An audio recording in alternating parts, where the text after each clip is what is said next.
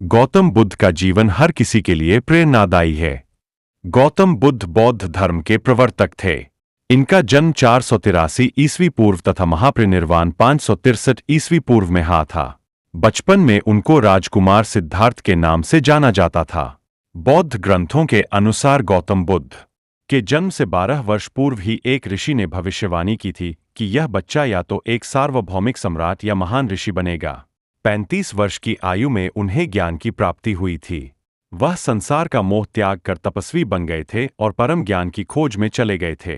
आइए आज हम आपको सिद्धार्थ के महात्मा बुद्ध बनने तक के सफर के बारे में बताते हैं। जन्म काल। बुद्ध का गोत्र गौतम था। बुद्ध का वास्तविक नाम सिद्धार्थ गौतम था। उनका जन्म शाक्य गणराज्य की राजधानी कपिलवस्तु के निकट लुम्बिनी में हुआ था। बुद्ध के जन्म के 7 दिन के भीतर ही उनकी माता का देहांत हो गया था। उनका पालन पोषण उनकी मौसी गौतमी ने किया था। शिशु का नाम सिद्धार्थ रखा गया था। शाक्य वंश के राजा शुद्धोधन सिद्धार्थ के पिता थे। सिद्धार्थ के जन्म से पूर्व हुई भविष्यवाणी से परेशान होकर उनके पिता ने उन्हें तपस्वी बनने से रोकने के लिए राजमहल की परिधि में रखा। गौतम राजसी विलासिता में पले बढ़े। बाहरी दुनिया से आक्रांत, नृत्य करने वाली लड़कियों द्वारा मनोरंजन, ब्राह्मणों द्वारा निर्देशन और तीरंदाजी, तलवारबाजी, कुश्ती, तैराकी और दौड़ में प्रशिक्षित किए गए थे। कम उम्र में ही उनका विवाह राजकुमारी यशोधरा से करा दिया गया। दोनों का एक पुत्र भी हुआ, जिसका नाम राहुल था। गौतम बुद्ध की वजह से बदल गया इस स्त्री का जीवन, जाने कैसे।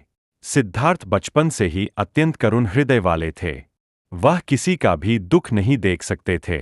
इतने प्रयासों के बाद भी 21 वर्ष की आयु में उनकी अपने राज्य कपिलवस्तु की गलियों में उनकी दृष्टि 4 दृश्यों पर पड़ी। ये दृश्य थे: एक वृद्ध विकलांग व्यक्ति, एक रोगी, एक पार्थिव शरीर और एक साधु। इन 4 दृश्यों को देखकर सिद्धार्थ समझ गए थे कि सबका जन्म होता है, सबको बुढ़ापा आता है, सबको बीमारी होती है और एक दिन सब मृत्यु को प्राप्त होते हैं। इससे व्यथित होकर उन्होंने अपना धनवान जीवन अपनी मिले। इसके बाद कुछ और साथियों के साथ अधिक कठोर तपस्या प्रारंभ की।